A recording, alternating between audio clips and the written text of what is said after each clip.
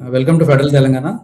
ఆహ్, వి ఇక్కడ ప్రస్తుతం నా పేరు రామ్మోహన్, ఫెడరల్ కరెస్పాండెంట్‌ని. మనతో డిబేట్‌లో ఈరోజు పాల్గొంటున్న వాళ్ళు దళిత క్రిస్టియన్ యాక్టివిస్ట్ గద్దపాటి విజయరాజు గారు.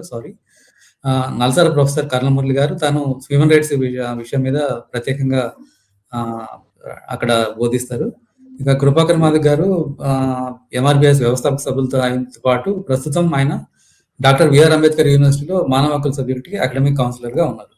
Welcome to all of you sir to federal Telangana debate. Yeah! ఇక విషయానికొస్తే మనం ఈరోజు డిబేట్ చేస్తున్నటువంటి విషయం ఇటీవల సుప్రీంకోర్టు ఇచ్చినటువంటి క్రైస్తవ మతంలోకి మారిన వాళ్ళు ఎస్సీల కిందికి రారని సుప్రీంకోర్టు స్పష్టం చేసింది.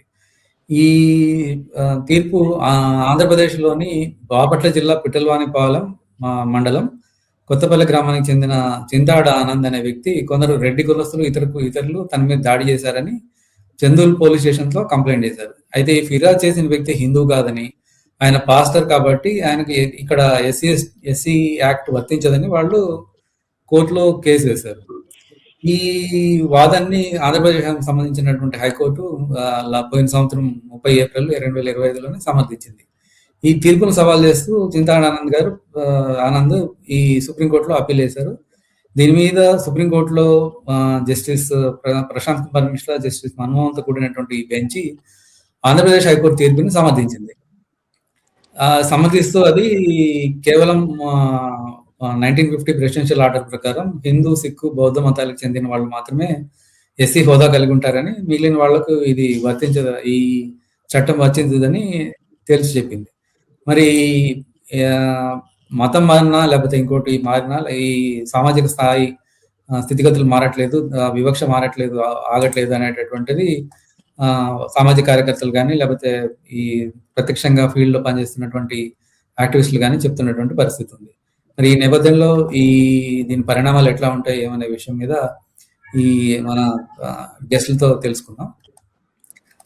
ప్రస్తుతం ఫస్ట్ గద్దపాటి విజయరాజు గారు, ప్రస్తుతం సుప్రీంకోర్టు తీర్పు నేపథ్యం ఏంటి? వ్యక్తుల మధ్య వివక్ష వివాదం సుప్రీంకోర్టు వరకు ఎందుకు వెళ్ళింది? మరి దీనికి పరిణామ సరణలు ఏముంటాయి అంటారు? రామ్మోహన్ గారికి నమస్కారం అండి. అలాగే ఫెడరల్ తెలంగాణ ఛానల్ వారికి ప్రత్యేకమైనటువంటి అభివందనాలు తెలియజేస్తున్నాను. ఈరోజు ఈ సమావేశానికి విచ్చేసినటువంటి పెద్దలకు హృదయపూర్వకమైనటువంటి ధన్యవాదాలు. ముఖ్యంగా అన్న కృపాకర్ గారికి ఉద్యమాభివందనాలు తెలియజేసుకుంటూ ఉన్నాను. యాక్చువల్గా ఇది 2021వ సంవత్సరంలో గుంటూరు జిల్లాలో జరిగినటువంటి ఆనంద్ అనేటువంటి ఒక వ్యక్తికి ఇతరులకు మధ్య జరిగినటువంటి ఒక గొడవ. ఇది వాళ్ళకు జరిగినటువంటి గొడవ. ఈ గొడవలో వీళ్ళు పోలీస్ కేసు పెట్టినప్పుడు ఇక్కడ దాడి చేసినటువంటి వ్యక్తులు ఇతను చర్చికి పాస్టర్గా ఉన్నారు కనుక ఎస్సీ ఎస్టీ అట్రాసిటీస్ యాక్ట్ కుదరదు అని చెప్పేసి చెప్పడం జరిగింది. అయితే చాలా విచిత్రమైనటువంటి విషయం ఏంటంటే, అదిగో పులి అంటే ఇదిగో తోక అన్నట్లు మతం మారితే ఎస్సీ హోదా కోల్పోయినట్టే అని పతాక శీర్షికల్లో ఇవాళ రాసినటువంటి ఇవన్నీ ఛానల్స్ కానీ పేపర్స్ కానీ చూస్తే చాలా ఆశ్చర్యం వేస్తుంది. ఎవరైనా సరే క్రైస్తవ్యంలోకి వెళ్ళిపోతే వాళ్ళకి ఎస్సీ స్టేటస్ లేదు, వాళ్ళు బీసీలుగా వెళ్తారు, బీసీసీగా వెళ్తారు అనేటువంటి విషయము మనం సుప్రీంకోర్టు వరకు వెళ్ళి సుప్రీంకోర్టు ఆ లెవెల్ జడ్జీలు చెప్పాల్సినటువంటి పని లేదు. మన చిన్న గ్రామంలో విఆర్ఓ అని అడిగినా చెప్తారు, చర్చికి పోయే మనుషులకు ఎస్సీ సర్టిఫికెట్ రాదంటే అది బీసీసీ కింద వస్తుందని చెప్పేస్తారు వాళ్ళు. అది పెద్ద సమస్య కాదు. కానీ అదొక పెద్ద సంచలనమైనటువంటి వార్తగా, ఏదో అద్భుతమే జరిగింది అనేటువంటి ఒక విధానంలో చెప్పడం అనేటువంటిది అది అంత సబబుగా అనిపించలేదు. అయితే ఇక్కడ మనం గమనించాల్సింది ఏంటంటే 2 విషయాలు. ఒకటి, రాష్ట్రపతి ఉత్తర్వు ప్రెసిడెన్షియల్ ఆర్డరు చాలా స్పష్టంగా చెప్తున్నటువంటి మాట. రాష్ట్రపతి ఉత్తర్వు ఆగస్టు 10, 1950లో వచ్చినటువంటి రాష్ట్రపతి ఉత్తర్వు చాలా స్పష్టంగా చెప్తున్నటువంటి మాట ఏంటంటే, షెడ్యూల్డ్ కులాల వారు రాజ్యాంగం తమకు ఇచ్చినటువంటి హక్కులు కానీ ప్రయోజనాలు కానీ పొందుకోవాలంటే తప్పనిసరిగా వారు హిందూ మత విశ్వాసాలు అవలంబిస్తూ ఉండాలనేటువంటిది అది రాష్ట్రపతి ఉత్తర్వే చెప్తుంది. సో అది 1950లోనే వచ్చింది. ఇది ఈరోజు కొత్తగా సుప్రీంకోర్టు చెప్పేది కాదు, 1950లో ఉంది. ఇవాళ సుప్రీంకోర్టు చెప్పిన దాన్ని కూడా చాలా మందికి అర్థం కావడం లేదు. సుప్రీంకోర్టు కొత్తగా ఏ విధమైనటువంటి ఆర్డర్స్ ఇవ్వలే. ఏదైతే ప్రెసిడెన్షియల్ ఆర్డర్ ఏం చెప్తుందో ఆ గైడ్ లైన్స్నే ఇట్లా ఉందయ్యా అని చెప్పింది అంతే. అంతేగాని సుప్రీంకోర్టు సంచలనం అంటే అది ఏం సంచలనం చేయలేదు.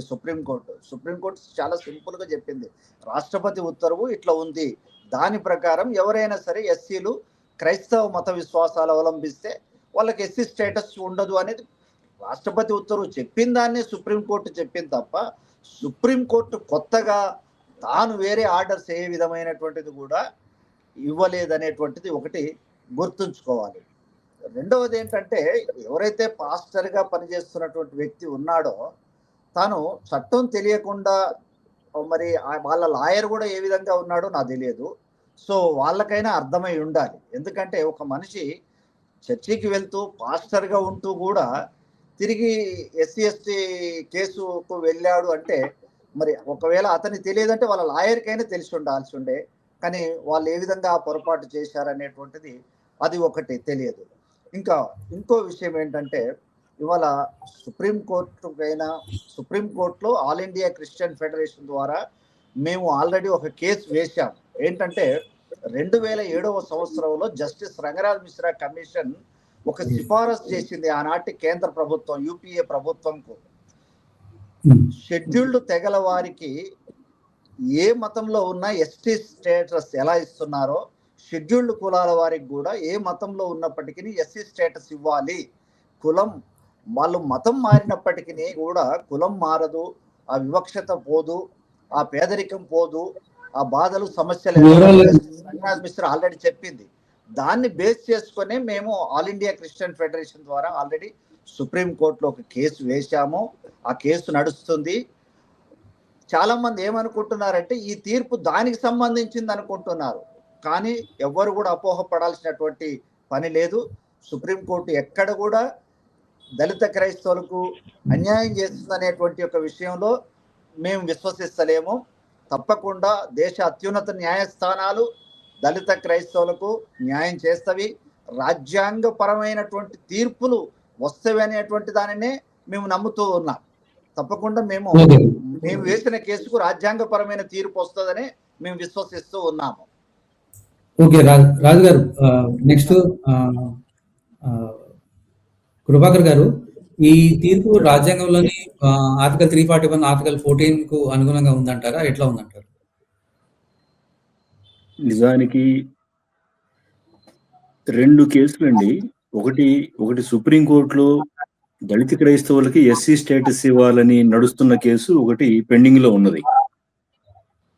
నిన్నటిది వ్యక్తుల మధ్య, అంటే ఒక బీసీసీగా ఉన్న కన్వర్ట్ అయినటువంటి బీసీసీగా ఉన్న వ్యక్తికి ఎస్సీ చట్టాలు వర్తించవు, prevention of SC ST act వర్తించదు అని స్పష్టం చేస్తూ సుప్రీంకోర్టు కొన్ని వ్యాఖ్యలు చేసింది. అయితే ఈ 2 కేసులు వేరువేరు అయినప్పటికీ ఒక గందరగోళం తలెత్తేటువంటి ప్రశ్న ఇక్కడ వస్తా ఉంది.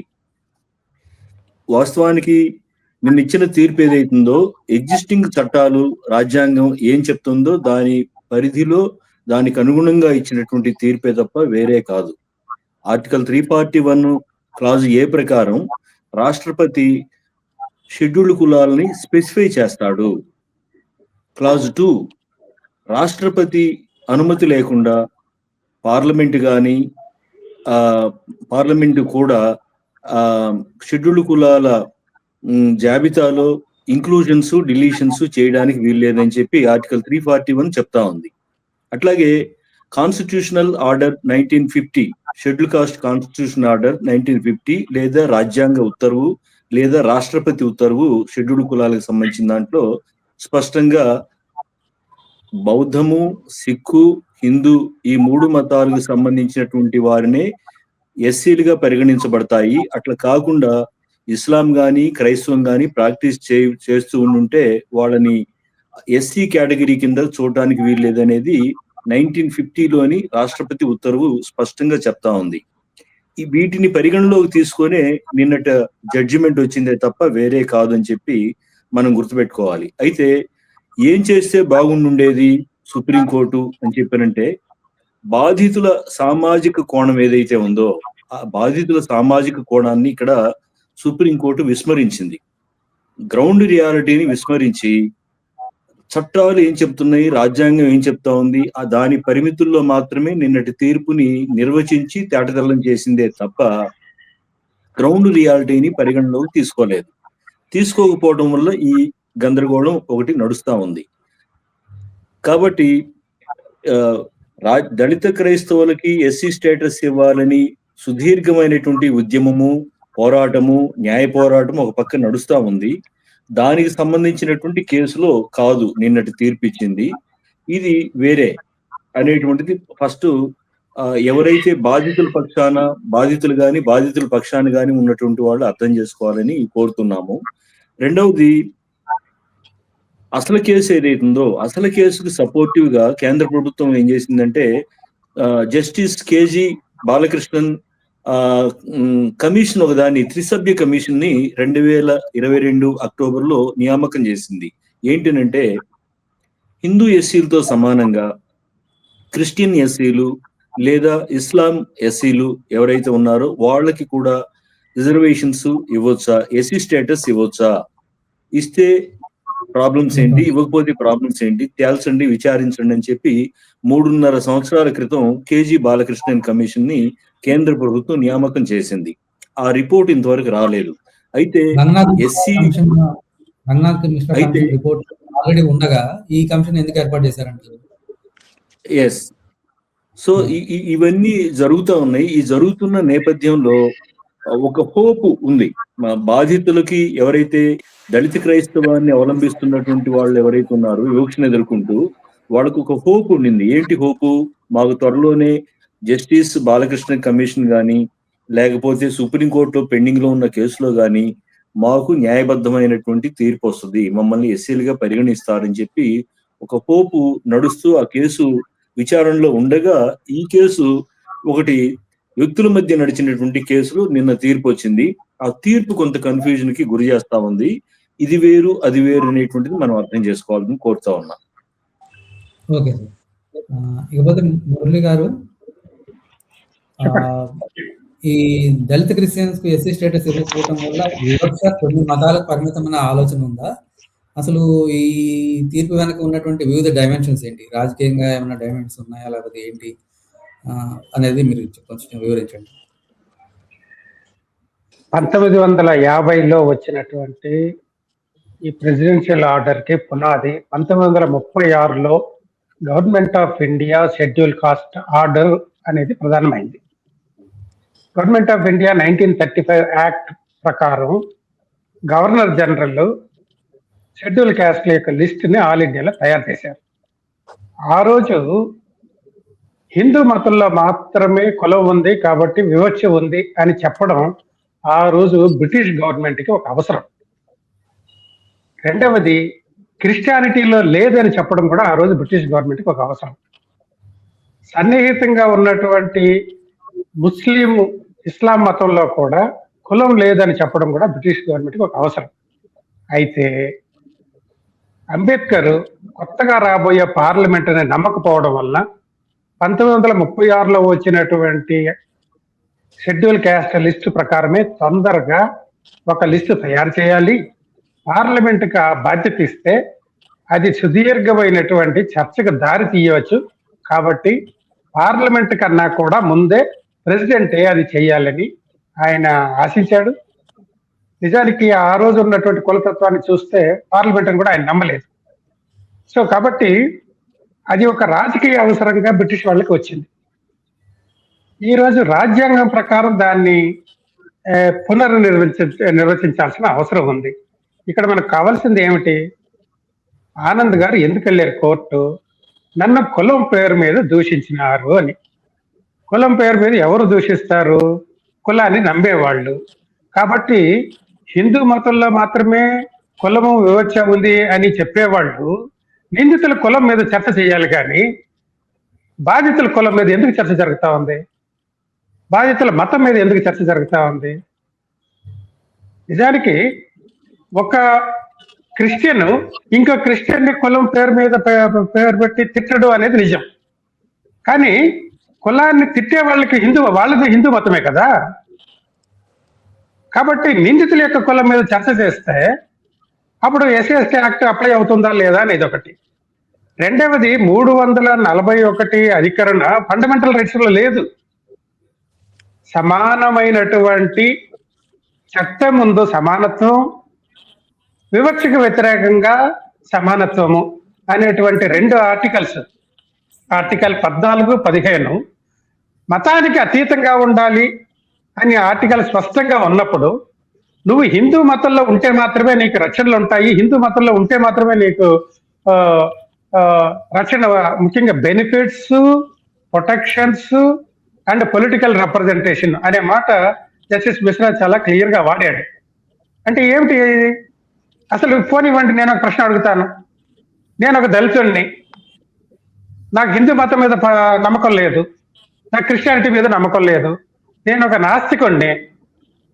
నన్ను ఎవడన్నా వచ్చి ఒక కులం పేరు మీద తిట్టాడు అనుకోండి, నాకు రక్షణ, రాజ్యాంగ రక్షణ అక్కర్లేదా? నాకు హిందూ మతం మీద నమ్మకం లేదు, కానీ తిట్టేవాడికి ఉంది కాబట్టి నన్ను కులం పేరు పెట్టి తిడతాడు. నువ్వు హిందూ మతాన్ని నమ్మవు కాబట్టి బాధితుడిగా నువ్వు బాధితుడు కావు, నువ్వు హిందూ మతాన్ని నమ్మవు కాబట్టి నీకు కులం లేదు అనే మాట అంటారా? ఏం మాట్లాడుతున్నారు? హిందూ మతంలో మాత్రమే హిందూ మతంలో మాత్రమే కులం ఉంది, కుల వివక్ష ఉంది అని చెప్పడం బ్రిటిష్ వాళ్ళకి ఒక అవసరం. అంటే క్రైస్తవాన్ని ప్రోత్సహించడానికి చేశారని ఒక యాంగిల్ ఉందా అక్కడ? ఏ కారణమైన కావచ్చు, వాళ్ళ అవసరం. కానీ స్వాతంత్రం వచ్చిన తర్వాత ఇక్కడ కులాలు, మతాలు, ఇక్కడ మతం కాదు అసలు విషయం. అసలు బాధితుల యొక్క జీవిత అనుభవాన్ని ఆధారంగా చేసుకొని వాళ్ళకి రక్షణ కల్పించడానికి అనుగుణంగా రాజ్యాంగాన్ని నిర్వచించడం మానేసి బాధితుల యొక్క కులము, మతాన్ని బట్టి మేము నీకు రక్షణ ఇస్తాము లేకపోతే లేదు అనడం అనేది చాలా దుర్మార్గమైనటువంటి ఒక ప్రయత్నం జరిగింది. నిజానికి 1950లో లేదు కదా, ఏది బుద్ధిజం కానీ సిక్కిజం కానీ అందులో చేర్చలేదు కదా. 1956లోనే సిక్ మతాన్ని చేర్చారు, 1990లోనే బుద్ధిజాన్ని చేర్చారు. దాన్ని బట్టి అర్థం ఏమిటి? ఈ కేటగిరీస్ పొలిటికల్లీ నెగోషియేటెడ్ కేటగిరీస్ అనేది చాలా స్పష్టంగా ఉంది కదా. అలాంటప్పుడు నిజానికి బుద్ధిజం కులం గురించి మాట్లాడుతుందా? కులానికి వ్యతిరేకంగా బుద్ధిజం వచ్చింది. అలాంటప్పుడు బుద్ధిస్ట్ మతంలోకి మారిన వాళ్ళు కూడా నిజానికి 1956లోనే బుద్ధిజాన్ని తీసుకున్న వాళ్ళు కూడా కుల వివక్షకు గురి అయితే వాళ్ళకి రక్షణ ఉంటుంది, వాళ్ళని షెడ్యూల్ క్యాస్ట్ గాని పరిగణిస్తారు అనేటువంటి సవరణ చేశారు కదా. అదే సంవత్సరం అంబేద్కర్ 3,50,000 మందితో ఆయన బుద్ధిజం తీసుకున్నారు కదా. మరి బుద్ధిజంలో కులం ఉందా? అయినా వివక్షకు గురి అవుతున్నారని చెప్పి రాజ్యాంగం గుర్తించింది కదా. 1950 షెడ్యూల్ క్యాస్ట్ ఆర్డర్ కూడా గుర్తించింది కదా. మరి ఇవాళ క్రిస్టియన్స్ కి కులం లేదని ఎందుకు అంటున్నారు? సో ఈ ఆర్గ్యుమెంట్స్ నిజానికి చాలా దురదృష్టకరమైన ఆర్గ్యుమెంట్ పార్లమెంట్ చేస్తున్నది. ఇందులో for example Rohit Vemula case తీసుకున్నప్పుడు అంతకుముందు వచ్చినటువంటి ఆ కేసు విషయంలో తన ఇన్సిడెంట్ జరిగినప్పుడు ఒక చర్చ జరిగింది. సుప్రీంకోర్టు ఇప్పటికే అంటే వాళ్ళ ఆచరిస్తున్నటువంటి మతం, కులం, ఒక వ్యక్తి కులం ఏంటి అనేది తండ్రి నుంచా లేకపోతే ఇంకోరి నుంచా అని కాకుండా తను తల్లి దగ్గర పెరిగాడు కాబట్టి తల్లికి సంబంధించినటువంటి దళిత కులానికి సంబంధించినటువంటి అనుభవంతోనే తను పెరిగినటువంటి పరిస్థితుల్లో తనకు ఖచ్చితంగా దళిత కులానికి సంబంధించిన వ్యక్తి అని చెప్పి ఆ తీర్పుని వివరించాలి. కాబట్టి ఎస్సీ ఎస్టీ యాక్ట్ కింద తనని ఎవరైతే ఆత్మహత్యకు ప్రేరేపించారో వాళ్ళ మీద కేసు పెట్టాలని చెప్పి ఆ టైంలో చర్చ జరిగింది. మరి ఈ టైంలో మళ్ళీ అలాంటి తీర్పు ఇచ్చినటువంటి సుప్రీంకోర్టు ఇప్పుడు ఇలాంటి తీర్పులు ఇవ్వడానికి కారణం ఏంటంటారు? ఇప్పుడు ఒక మనిషి మతాల్లోకి ఎందుకు మారుతాడండి? కులాన్ని పోగొట్టుకోవడం ఒకే ఒక కారణం కావచ్చు. తాను పోతే ఇప్పుడు దళితులు క్రిస్టియానిటీలోకి ఇస్లాంలోకి మారితే హిందువులు మారిపోరు కదా, హిందువులు బుద్ధిమంతులు అయిపోరు కదా. ఇప్పుడు ఒక దళితుడు క్రిస్టియన్లోకి వెళ్తాడు కుల వివక్ష తప్పించుకోవడానికి, కానీ హిందువులు మారిపోతారా? వాళ్ళకి ఆత్మశుద్ధి వస్తుందా? ఎవరైనా మతంలోకి ఎందుకు మారుతారు? ఒక సామాజిక వర్గాన్ని సృష్టించుకోవడం కావచ్చు, ఆధ్యాత్మిక కోసం కావచ్చు, మనశాంతి కోసం కావచ్చు. అంత మాత్రాన కులం మతంలోకి మారిన వాళ్ళ కులం మారిపోదు. కానీ హిందూ మతంలో కుల వివక్ష చూపెట్టే వాళ్ళు ఎవరైనా చర్చ జరగడం లేదు, కుల వివక్షకు గురయ్యే వాళ్ళు ఎవరు అనేది చర్చ జరుగుతుంది. నువ్వు మతం మారుతావు కాబట్టి నీకు కులము లేదు, వివక్ష లేదంటారు. మనం అడగాల్సిన ప్రశ్న ఏమిటంటే, వేరే మతం మారకుండా హిందూ మతంలోనే ఉన్నవాళ్ళు కుల వివక్షను కంటిన్యూస్ గా చూపెడుతున్నారనే కదా అర్థము. ఇప్పుడు ఆనంద్ కేసులో రెడ్లు ఎవరైతే కుల వివక్ష ప్రకారము అతన్ని కొట్టడానికి ట్రై చేశారో, కులం పేరుతో దూషించినారో, వాళ్ళ గురించి చర్చ జరగాలి, వాళ్ళ మతం గురించి చర్చ జరగాలి. అది జరగడం లేదు. రెండవది, నిజానికి వేరే కారణాలు చాలా ఉంటుంది. రెండు రకాల సమానత్వాలు రాజ్యాంగం చెబుతుందండి. ఒకటి, డిస్క్రిమినేషన్కి వ్యతిరేకంగా సమానంగా రక్షణ పొందే హక్కు. అది ఆర్టికల్ 15(2)లో ఉంది. దీన్ని మతానికి అతీతంగా సమానంగా రక్షణ పొందే హక్కు. ఈ తీర్పు మతానికి అతీతంగా, కులానికి అతీతంగా రక్షణ పొందే విధంగా ఉందా? నా దృష్టిలో లేదు. ఇది ఆర్టికల్ 15(2)కి పూర్తిగా విరుద్ధం. నిజానికి ఈ తీర్పులో దురదృష్టకరమైన విషయం ఏమిటంటే, 341 అధికరణకు, అధికరణ 15(2)కి, అధికరణ 14 మధ్య ఏమైనా సంబంధం ఉందా అనే చర్చే జరగలేదు. ఇంకా చాలా దూరం వెళ్ళారు. షెడ్యూలు తెగల గుర్తింపు కులం మీద ఆధారపడి జరగడం లేదు కదా. ఎవరు షెడ్యూలు తెగలని ఎట్లా గుర్తిస్తున్నారు? నువ్వు ఏ మతం అనే దాని మీద ఆధారపడి జరుగుతుందా? లేదు. మరి వాళ్ళని ఎట్లా గుర్తిస్తారనే చర్చ వచ్చింది. దానికి జస్టిస్ మిశ్రా గారు చెప్పింది ఏమిటంటే, సారాంశంలో తెగలుగా ఉంటేనే వాళ్ళని తెగలుగా గుర్తిస్తాము అని. అంటే ఏమిటి? చదువుకొని ఆధునికుడయ్యి ఒక ఉద్యోగం సంపాదించుకొని నగరంలో సెటిల్ అయిన తర్వాత ఒక షెడ్యూల్ తెగగా లేనటువంటి ఒక వ్యక్తి విమర్శకు గురైతే, నువ్వు షెడ్యూల్ తెగలాగా జీవించడం లేదు, అడవిలో ఆకులు తింటూ కాబట్టి నువ్వు షెడ్యూల్ తెగ కాదు, కాబట్టి నీకు ఇది ఈ రక్షణ వర్తించదు అని అంటారా రేపు? షెడ్యూల్ తెగ అనే గుర్తింపు మతం మీద ఆధారపడి ఏర్పడిందా? లేదు కదా. మరి షెడ్యూల్ కులానికి మాత్రం మతం మీద ఎందుకు చేసి పెట్టారు? సరే, మతం వల్లనే కులం ఉంది, కులం వల్లనే వివక్ష ఉంది అనేది అంగీకరించిన రక్షణ విషయంలో షెడ్యూల్ తెగలకి రక్షణ ఇస్తున్నారు కదా. వాళ్ళకి మతానికి సంబంధం లేకుండా ఇస్తున్నారు కదా. నిజానికి షెడ్యూల్ తెగలు వేరే మతంలోకి మారితే మీరు షెడ్యూల్ తెగలు కాదు అనే పరిస్థితి ఉందా? అది తెలిసిన వాళ్ళు చెప్పండి. ఓకే,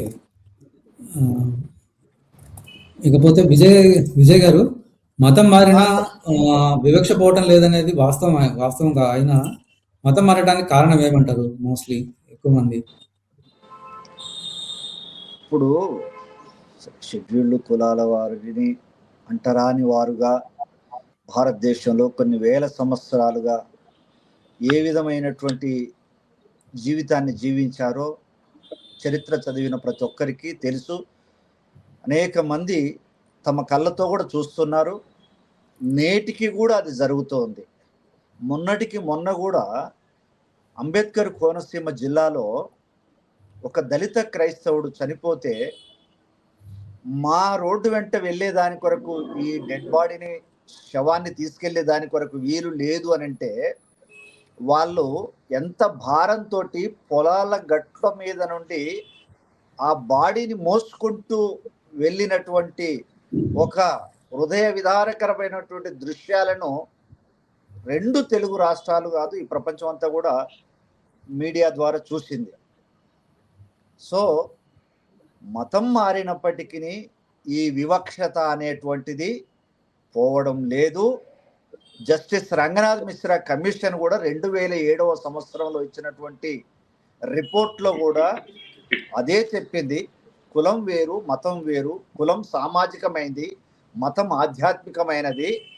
క్రైస్తవ మతం మారినంత మాత్రాన దళితుల ఆర్థిక సామాజిక స్థితిగతుల్లో ఏ విధమైనటువంటి మార్పు లేదు కనుక షెడ్యూల్డ్ తెగల వారికి, ఎస్టీలకు ఏ విధంగా ఏ మతంలో ఉన్న ఎస్టీ స్టేటస్ ఇస్తున్నారో ఎస్సీలకు కూడా అదే విధంగా ఏ మతంలో ఉన్న ఎస్సీ స్టేటస్ ఇవ్వాలని చెప్పేసి తెలియజేయడం జరిగింది.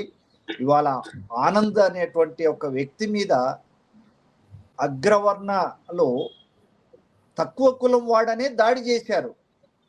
సో ఆనంద్ పెట్టినటువంటి కేసు కూడా నన్ను కులం పేరుతో దూషించారు, నాపై కులం పేరుతో దాడి చేశారనేటువంటి దాని మీదనే అతను అక్కడ కంప్లైంట్ ఇవ్వడం జరిగింది. ఇప్పుడు ఎలా ఉందంటే మీకు దయచేసి రామ్మోహన్ గారు, మీకు ఫెడరల్ తెలంగాణ ద్వారా నేను చేసే విన్నపం ఏంటంటే, ఇప్పుడు ఇక్కడ ఎలా అవుతుందంటే, ఒక దళిత మహిళ ఉంది. ఈ దళిత మహిళ మీద అనంతపురం జిల్లాలో ఒక దళిత మహిళ మీద ఒక అగ్రవర్ణమైనటువంటి వ్యక్తి అత్యాచారం చేశాడు, రేప్ చేశాడు. ఒక దళిత మహిళ, అతను అగ్రవర్ణ వ్యక్తి. అయితే ఈ మహిళ కుటుంబ సభ్యులు, ఈ మహిళ వెళ్ళి పోలీస్ స్టేషన్లో ఫలానా అగ్రవర్ణ కులస్తుడు, ఉన్నత కులస్తుడు నాపై దాడి చేసి అత్యాచారం చేశాడు, సో కనుక ఎస్సీ ఎస్టీ కేసు పెట్టండి అని అంటే, ఇక్కడ ఏం జరుగుతుందంటే, ఈ రేప్ చేసినటువంటి వ్యక్తి వెళ్ళి ఈ అమ్మాయి మీదనే తిరిగి కంప్లైంట్ ఇచ్చేటువంటి పరిస్థితి ఏంటంటే, ఆ అమ్మాయి చర్చికి పోద్ది కాబట్టి ఎస్సీ ఎస్టీ కేసు చెల్లదు అంటే, ఇక చర్చ అంతా దేని మీద జరుగుద్ది అంటే, ఆమె ఎస్సీ కాదు, ఆమె చర్చి పోద్ది అన్న దాని మీద చర్చ జరుగుతుంది. ఇక ఆమెను రేప్ చేసినటువంటి విషయం మరుగున పడిపోతుంది. ఇంత అన్యాయకరమైనటువంటి దుర్మార్గమైనటువంటి వ్యవస్థ ఈ ప్రపంచంలో ఇంకెక్కడైనా ఉందా అండి? ఒక్కసారి ఆలోచన చేయండి. ఈ ప్రపంచంలో మరి ఏడైనా ఉందా? ఒక మహిళ మీద అంత దారుణమైన సంఘటన జరిగితే కూడా ఆమె మతం మీద చర్చ జరుగుద్దా? ఇవాళ దళితులు ఏ విధమైనటువంటి పరిస్థితులు ఎదుర్కొంటున్నారు అంటే, కులం సర్టిఫికేట్ కొరకు వెళ్తే మీరు మతం మారారా అని అడగటం ఒక ఎత్తు అయితే, భవిష్యత్తులో మీరు మారారనే గ్యారంటీలు కూడా ఇవ్వాలంట రెవెన్యూ సిబ్బందికి. ఇంత అన్యాయమానండి, ఇంత ఘోరమైన కలి ఎక్కడైనా ఉందా? సో ఇలాంటి పరిస్థితులు దళితులు ఎదుర్కొంటూ ఉన్నారు. సో వారి కొరకనే నేను గడిచిన 30 సంవత్సరాలుగా దళిత క్రైస్తవులకు స్వేచ్ఛ కావాలని చెప్పేసి ఫైట్ చేస్తూ ఉన్నాను.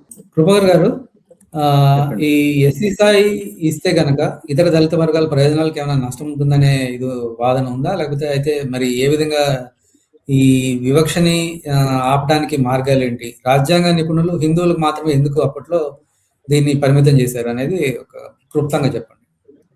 ఇక్కడ కొన్ని విషయాలు గమనించాలి సార్. ఆ మధ్య పాండమిక్ టైంలో సిటిజన్ అమెండ్మెంట్ యాక్ట్, అట్లాగే సిఎన్ఎన్ ఇట్లాంటి చట్టాలు కొన్ని ఇంప్లిమెంట్ చేసే ప్రయత్నంలో గవర్నమెంట్ ఆఫ్ ఇండియా ఏమి దాన్ని ఇంటర్ప్రిట్ చేసిందంటే, చుట్టుపక్కల దేశాల నుంచి ఎవరైనా సరే హిందువులు దేశంలోకి రాదలుచుకుంటే వాళ్ళ సిటిజన్షిప్ ని హిందువులుగా మేము గుర్తిస్తాము, స్వీకరిస్తాము. బట్ వేరే మతాలకు సంబంధించిన వాళ్ళు అయితే మేము ఆలోచించాల్సి వస్తుంది, వీలు కాదు అని చెప్పి చాలా స్పష్టంగా చెప్పింది. అంటే దాని అర్థం ఏంటంటే, ఇక్కడ భారతదేశంలో చట్టం ముందు అందరూ సమానులు అయినప్పటికీ జరుగుతున్నది ఏంటంటే, ఆ రాజ్యాంగము, ఆ ప్రభుత్వము, ఆ చట్టము ఎవరి చేతుల్లో పాలకులుగా రూపొందుతున్న వాళ్ళు ఎవరు అని చెప్పంటే మెజారిటీ మతము, అట్లాగే dominant gender, dominant caste, dominant religion, dominant reason, వీటికి సంబంధించినటువంటి వాళ్లే ప్రభుత్వాల్లోకి కేంద్రంలోనైనా రాష్ట్రంలోనైనా రావటం వల్ల ఆ మెజారిటీ మతానికి సంబంధించినటువంటి అనుకూల నిర్ణయాలు మిగిలిన వాళ్ళ మీద వివక్షాపూరితంగా రుద్దేటువంటి ఒక కుట్ర, ఒక ప్రయత్నము జరుగుతూ ఉంది. దీనివల్లే మొత్తం సమస్య చిక్కుముడిగా ఉందని చెప్పి నేను భావిస్తా ఉన్నా. వాస్తవానికి ఇప్పుడు క్రైస్తవులుగా ఓసీలు క్రైస్తవులు అయితే, బీసీలు క్రైస్తవులు అయితే వాళ్ళ స్టేటస్ ఏం మారటం లేదు. బీసీలు ఓసీలు క్రైస్తవంలోకి వెళ్ళినప్పుడు వాళ్ళ సోషల్ స్టేటస్ ఏం మారటం లేదు. వాళ్ళు బీసీలుగా ఉంటున్నారు, ఓసీలుగా ఉంటున్నారు. కానీ ఎస్సీలు మాత్రమే క్రైస్తవులుగా మారినప్పుడు వాళ్ళ స్టేటస్ ఎందుకు మారాలి? రాజ్యాంగం ఆర్టికల్ 25 స్పష్టంగా చెప్తా ఉంది, మత విశ్వాసాలు కలిగి ఉండడానికి, ఒక మతాన్ని అనుసరించడానికి, ఒక మతాన్ని వదిలిపెట్టడానికి, ఇంకొక మతంలో చేరడానికి అయినా సరే పూర్తి స్వేచ్ఛ కలిగి ఉన్నారు ఒక సిటిజన్ అని చెప్పి ఆర్టికల్ 25 స్పష్టంగా చెప్తా ఉన్నప్పుడు, ఆ స్వేచ్ఛ షెడ్యూల్ కులాల వాళ్ళ విషయంలో హరించి వేయబడతా ఉంది. ఈ ప్రభుత్వాలు ఎట్లా ఆలోచించాలంటే, నువ్వు హిందూ అయితే, సిక్ అయితే, బౌద్ధం అయితేనేమో ఇండియన్ మతాలు కాబట్టి వాళ్ళు అంటరాని వాళ్ళు అనుసరిస్తే అక్కడ వాళ్ళ స్టేటస్ మాత్రం ఎస్సీలుగా ఉంటది. క్రిస్టియానిటీ, ఇస్లాము విదేశీ మతాలు కాబట్టి వాటిని అనుసరిస్తే వీళ్ళ స్టేటస్ మారిపోతుందా? అసలు ఈ నిర్వచనం ఏంటి?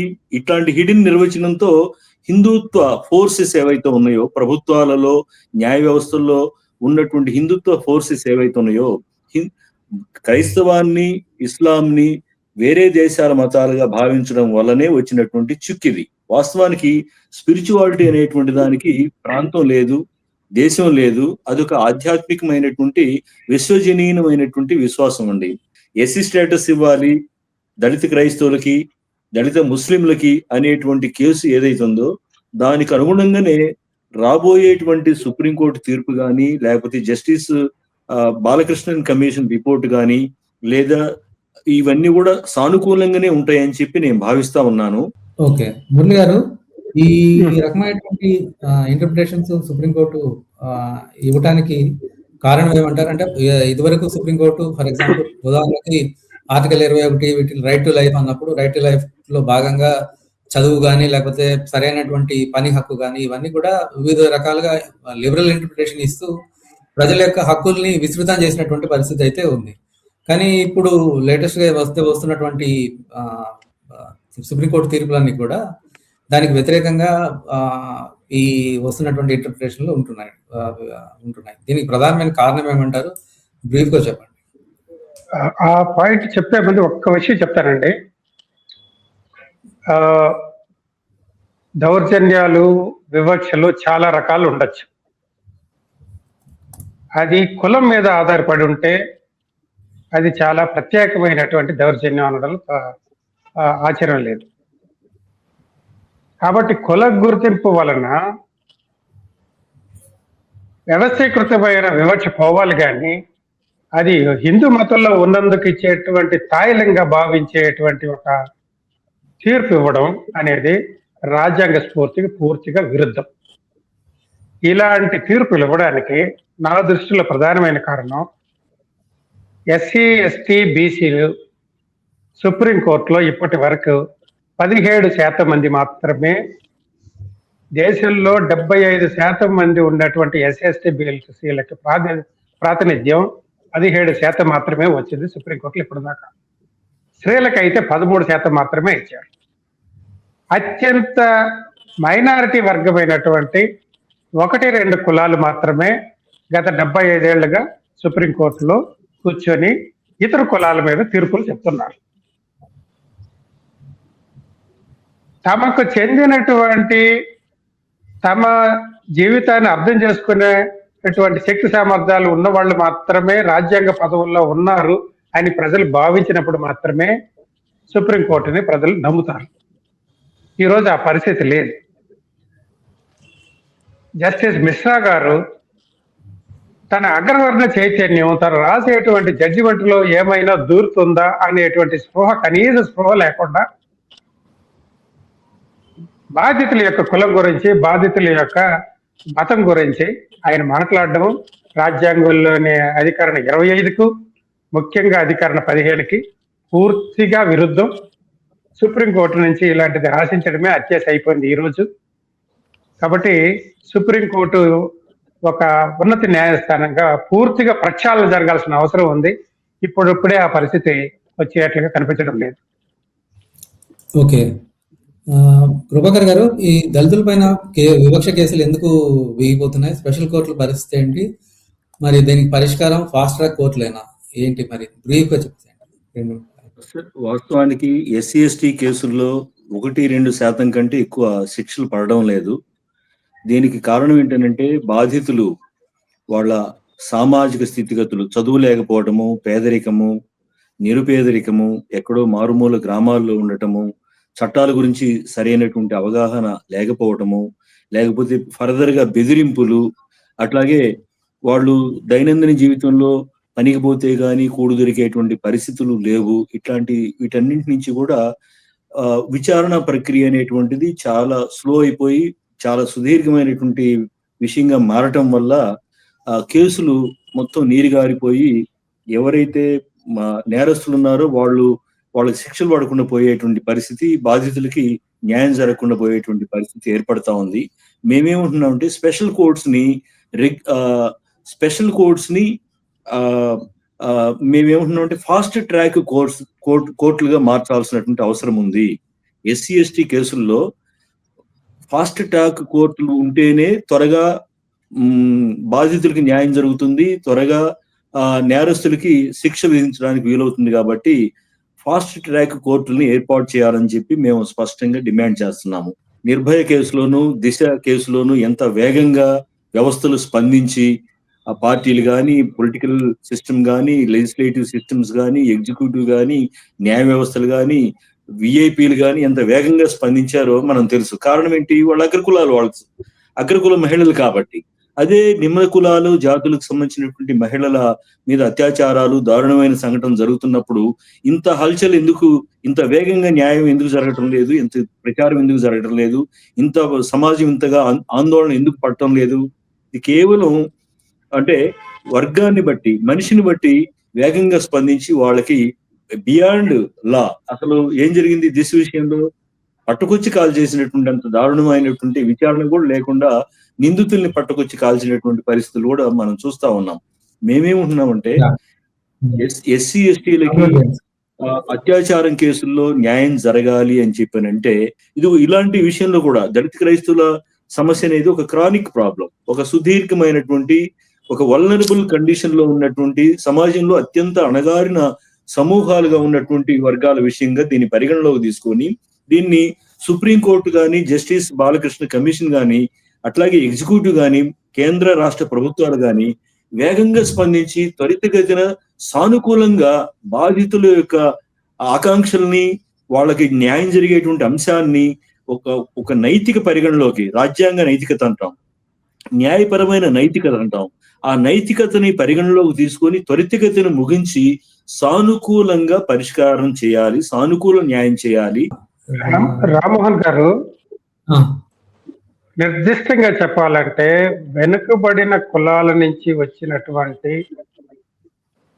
అడ్వకేట్లకు కానీ, పబ్లిక్ ప్రాసిక్యూటర్స్ కానీ, జడ్జెస్ కానీ కులాన్ని ఒక తీవ్రమైనటువంటి అప్రజాస్వామిక వ్యవస్థ కాబట్టి దాన్ని కోర్టుల్లో ఎదుర్కోవడానికి ప్రత్యేకమైన శిక్షణ, ప్రత్యేకమైన స్పృహ, ప్రత్యేకమైనటువంటి నైపుణ్యం ఇవి ఉండాలి. ఇవాళ ప్రభుత్వాలు న్యాయవాదులకు కానీ, న్యాయమూర్తులకు కానీ, పబ్లిక్ ప్రాసిక్యూటర్స్ కానీ ఇది కల్పించడం లేదు. అగ్రవర్ణాలకి, అగ్ర కులాల యొక్క స్పృహ ఎంతగా ఉందో న్యాయం గురించి పోరాడాలనుకునే వాళ్ళకి తమ కుల స్పృహని న్యాయాన్ని సాధించడానికి కావాల్సిన విధంగా మలుచుకునేటువంటి శక్తి సామర్థ్యాలు వ్యవస్థీకృతంగా అయితే జరగడం లేదు. ఖైదీల గురించి, ముఖ్యంగా హ్యూమన్ రైట్స్ గురించి పనిచేసేవాడిగా నా అబ్జర్వేషన్ చెప్తాను. థ్యాంక్ యూ అండి. ఇకపోతే ఈ నెక్స్ట్ రాబోయేటటువంటి న్యాయ వ్యవస్థలో కరియాముండా రిపోర్టు అమలు జరగాల్సినటువంటి అవసరం ఉందండి. కరియాముండా రిపోర్టు ఎప్పుడో ఇచ్చారు. న్యాయ వ్యవస్థలో హైయర్ జ్యుడిషియరీలో రిజర్వేషన్స్ అమలు కావాలి, బీసీలు, ఎస్సీలు, ఎస్టీలు, మైనార్టీస్ అని చెప్పి చాలా స్పష్టంగా కేంద్ర ప్రభుత్వమే వేసినటువంటి రిపోర్ట్ అది. దాన్ని అమల్లోకి తీసుకురావాలని చెప్పి మేము ఇమీడియట్ గా కేంద్ర రాష్ట్ర ప్రభుత్వాన్ని డిమాండ్ చేస్తున్నాం. Okay sir. అదే మొత్తానికి వివక్ష ఎదుర్కోవడానికి వివక్ష వ్యవస్థీకృతంగా కాకుండా అందరికీ సమానమైన న్యాయం జరగాలంటే ఖచ్చితంగా రాజ్యాంగంలో న్యాయ వ్యవస్థలో మార్పులు రావాలి. అలాగే రాజ్యాంగాన్ని యొక్క ఇంటర్ప్రిటేషన్ ఏదైతే ఉందో దాన్ని బాధితుల వైపు నుంచి చూసేటటువంటి వైపు వైఖరి ఉండాలనేటటువంటిది ప్రొఫెసర్ మురళి గారు చెప్పినట్టు వ్యవస్థలు అన్ని కూడా మారుతాయని చెప్పి ఆశిద్దాం. ఇకపోతే నెక్స్ట్ రాబోయేటటువంటి ఈ ప్రెసిడెన్షియల్ ఆర్డర్ 1950కి సంబంధించినటువంటి కేసు, ప్రధానమైన కేసు ఏదైతే ఉందో అందులో కూడా సుప్రీంకోర్టు ఈ లిబరల్ ఇంటర్ప్రిటేషన్ తీసుకొని సామాజిక వివక్షని పరిగణలోకి తీసుకొని సరైన ఇతర వివక్ష ఎదుర్కొంటున్నటువంటి ఇతర మతాల సంబంధించినటువంటి వర్గాలను కూడా చేరుస్తారని ఆశిద్దాం. ఇకపోతే మా డిబేట్ లో పాల్గొని మీ సమయాన్ని వెచ్చించి మీ అభిప్రాయాలని తెలిపినందుకు మా కృపాకర్ గారు, మురళి గారు, రాజు గారు ముగ్గురికి చాలా థ్యాంక్స్ అండి. నమస్తే.